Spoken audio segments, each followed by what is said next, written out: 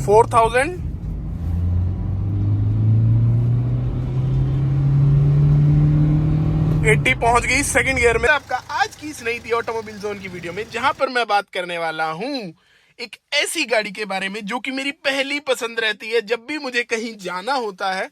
अगर मुझे ड्राइव करके जाना है, रिलैक्सली फैमिली के साथ जाना है, तो मुझे ऐसी गाड़ी चाहिए जिसमें मेरा खर्चा भी कम आए, सारी चीज प्रैक्टिकल हो।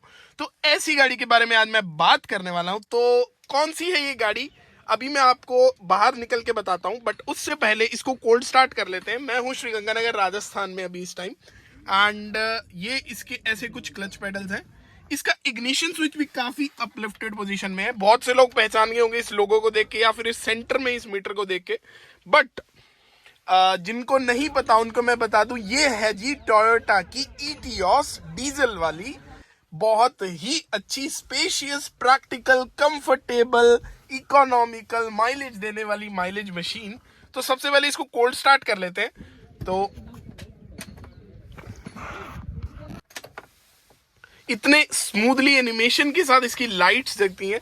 और इसको सबसे पहले सुबह का सेल्फ मार लेते हैं।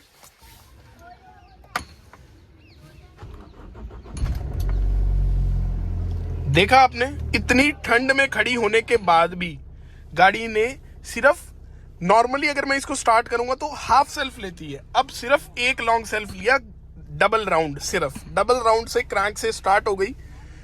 बेस मॉडल है ये, आप देख सकते हैं ग्लासेस वगैरह से, बट कितना प्रैक्टिकल है ये। डिफोगर दे रखा है, रियर डिफोगर, और फॉग लैंप दे रखे हैं। उसका भी बटन यहीं पे है, तो कोई कह नहीं सकता बाहर से लगे। Company fitted centre locking, vibration feel होंगी। और ये गाड़ी मतलब मैं ऑलमोस्ट यही वाली पर्टिकुलर यूनिट चला चुका हूँ समवेयर अराउंड 1200-1300 किलोमीटर, और इससे पहले इटियोस ही मैंने चलाई है कम से कम 2000 किलोमीटर के करीब।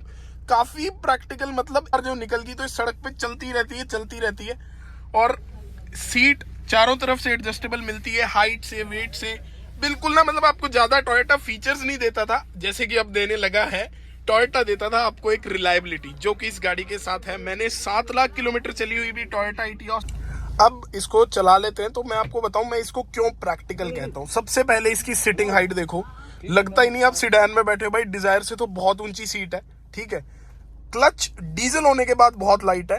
इंजन बहुत ही स्मूथ है, मतलब जो मारुति का इंजन है वो डीजल क्लटर बहुत ज्यादा रहता है उसके अंदर, बट इसके अंदर ऐसा कोई सीन नहीं है। गियर इसमें उठा के लगता है ऐसे रिवर्स, और मतलब बहुत इजीली गाड़ी की ना जजमेंट देखो, मैंने बिल्कुल दीवार के साथ पार्क कर रखी है, और मुझे इस बात में कॉन्फिडेंस आ रहा है कि गाड़ी निकल जाएगी इजीली।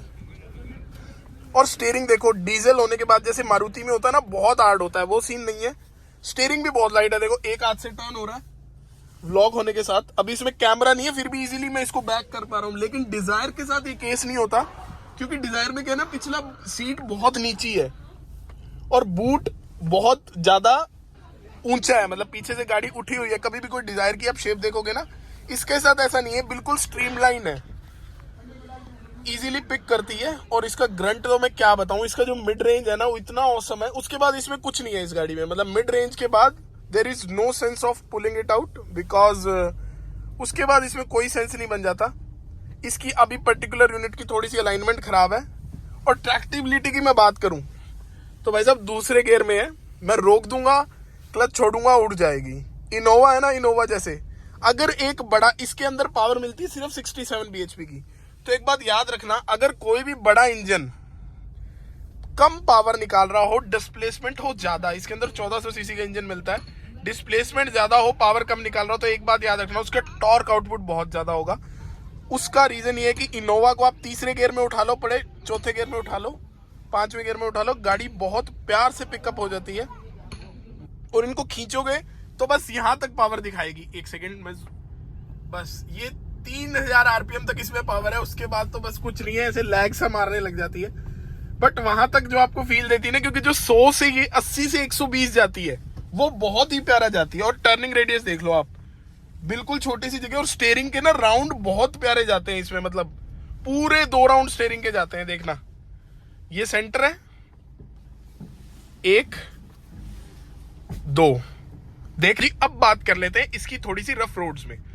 क्योंकि पॉजिटिव तो मैंने आपको बहुत बता दिए इस गाड़ी के बारे में, बट एक थोड़ा सा नेगेटिव बताऊं, वो ये है कि इस गाड़ी की ग्राउंड क्लियरेंस बहुत ही पैथेटिक है। मतलब खड्डों में तो बहुत प्यार से निकलेगी। सस्पेंशन इसका इतना सॉफ्ट है, इतना कंफर्टेबल है, आपको पता ही नहीं चलेगा। ब्रेकर्स वगैरह आते हैं जो थोड़े डिसेंट बने हुए हैं, उन रैम्प्स पे तो आपको धीरे करने की जरूरत नहीं है। इसको आप 60-70 पे निकाल सकते हो हल्की सी ब्रेक टैप करके, जहां बाकी गाड़ियों में 30-40 पे लानी पड़ती है। बट जो हमारे पास शार्प ब्रेकर्स आते हैं उस पे बहुत तेज एकदम साउंड करता है, बट फील फिर भी नहीं होता इसमें। अब जैसे यहाँ पे ये जो बम्प है, तो इसमें ये नीचे लग सकती है, क्योंकि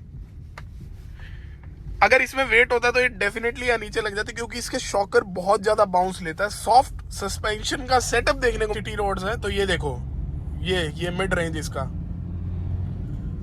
जहां तक भगाओ वहां तक भागती है। 60-50 पहुंच गई थी सेकंड गियर में। और एक बार यहां से थोड़ा सा धीरे कर लेता हूं, एंड कंप्लीटली मतलब एक प्रैक्टिकल कार है। आप इसको सिटी में यूज करो, पूरी एज दिखती है आपको रियर व्यू मिरर में। देखो जैसे मर्जी इसको टर्न करो। और स्टेबिलिटी की तो मैं क्या बात करूं, कॉन्फिडेंस जो आता है ना इसको चलाने में, वो भाई साहब किसी और गाड़ी में इस सेगमेंट की नहीं आता। सबसे बड़ी दिक्कत क्या है कि मैं खुद एक ऐसी इटियोस ढूंढ रहा हूं जो कम चली हो, पर्सनल में चली हो, बट मिलती ही नहीं है। मोस्टली इटियोस लोगों ने इसकी लुक्स के कारण ली ही नहीं। टैक्सी में बहुत ज्यादा मिलेंगी आपको इटियोस, और इस वजह से पर्सनली किसी ने ली नहीं। और जिसने ली है भाई उसने इसको रगड़ रखा है, लाखों किलोमीटर चला रहा है। अगर किसी को सेल भी करनी हो अपनी इटियोस कम चली हुई हो, तो प्लीज आप मुझसे कांटेक्ट कर सकते हैं। जेन्युइन ऑनर्स जिनको बेचनी ही हो वो मुझे मेल भी कर सकते हैं। I am definitely looking for it. बस इसमें एक दिक्कत है, इसमें रैटलिंग नॉइज बहुत ज्यादा आती है। और जैसे पत्थर वत्थर है ना, ये तो इसके लिए मायने ही नहीं रखते, कोई फर्क नहीं पड़ता इसको। इतनी रगड़ फील होगी ना जब खड्डे में से जाएगी ना, इसे आप निकालोगे तो ऐसे फील आएगा जैसे बहुत ही सॉलिड चीज आपने उसमें डाली है।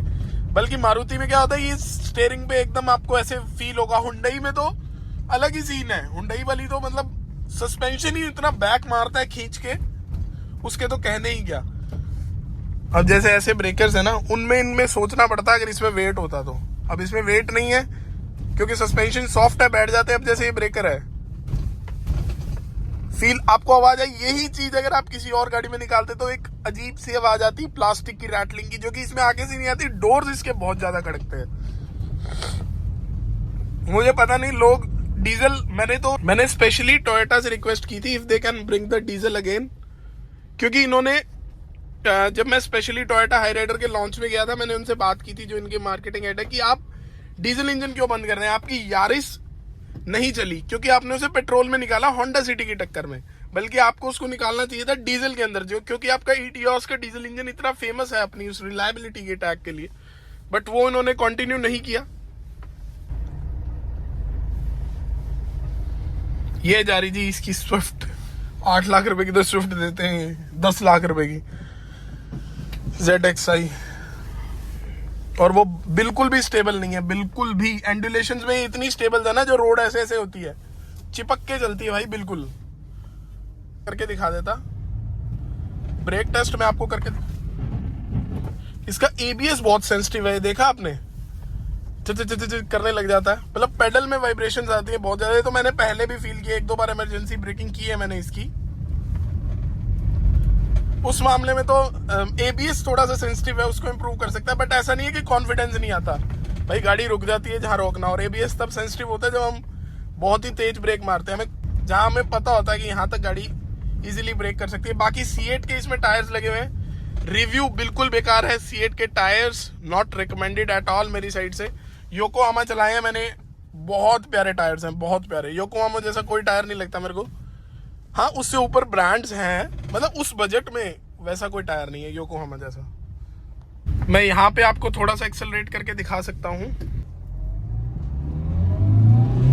4080 पहुंच गई सेकंड गियर में, तो भाई और क्या चाहिए। अब इससे ज्यादा तो आगे ट्रैफिक है तो मैं भगा नहीं पाऊंगा। और ब्रेक में देखो कितना कॉन्फिडेंस है, वहां पे सड़क खराब थी, एकदम 20 पे आ गई साथ की साथ।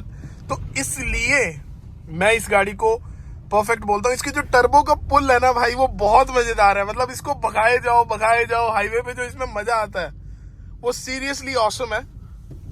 मतलब अब जैसे ये चढ़ाई है तो इस पे अगर चढ़ाना हो तो इजीली, मतलब ऐसा नहीं कि टायर स्पिन आउट करेगी, रोक के भी चढ़ा के दिखाई मैंने आपको। तो इसको पहाड़ों पे भी आप मजे से चला सकते हो। रिलायबिलिटी का तो कहना ही क्या। अभी मैंने आपके सामने इसको 4500 तक रेव किया। मतलब 2 से 3000 में इतना प्यारा खींचेगी, उसके बाद देयर इज नो पॉइंट। तो ये सब कुछ थे मेरे impression about the first love और the first choice for me as a auto journalist to drive a car. अगर मुझे कोई गाड़ी चाहिए जिसे मुझे ले जाना पड़े तो मैं इसको प्रेफर करता हूँ ड्राइव करना, क्योंकि मुझे बिल्कुल भी थकान फील नहीं होती। इनोवा और इसमें थोड़ा सा डिफरेंस ये कि वो कंफर्टेबल तो ज्यादा है बट उसकी स्टेबिलिटी कम है, तो उसमें ना कॉन्फिडेंस नहीं आता थोड़ा सा हाई स्पीड में, इसमें आता है। तो वो चीज यहाँ पे डिफरेंट है। ये देखो, ये आ रही होंडा सिटी। और अभी So this was all about this video about the car which I recommend the most अगर मुझे ड्राइव करनी हो और मुझे अच्छी माइलेज चाहिए, क्योंकि 25-25 की माइलेज दे देती है ये गाड़ी अगर आप इसको तमीज से चलाओ तो। और कितना भी, मतलब एक टैंक में ये 800 से 900 किलोमीटर मेरी चलाई हुई है, AC on, full luggage, full load, family के साथ। तो इसलिए मैं इस गाड़ी को फुल रेकमेंड करता हूं अपनी साइड से। अगर आपको ये गाड़ी अच्छी लगे एक बार ड्राइव करके जरूर देखना, बट अभी अवेलेबल नहीं है। So if you like this video you can click the like button and आप चैनल को सब्सक्राइब कर सकते हैं फॉर मोर सच अपडेट्स।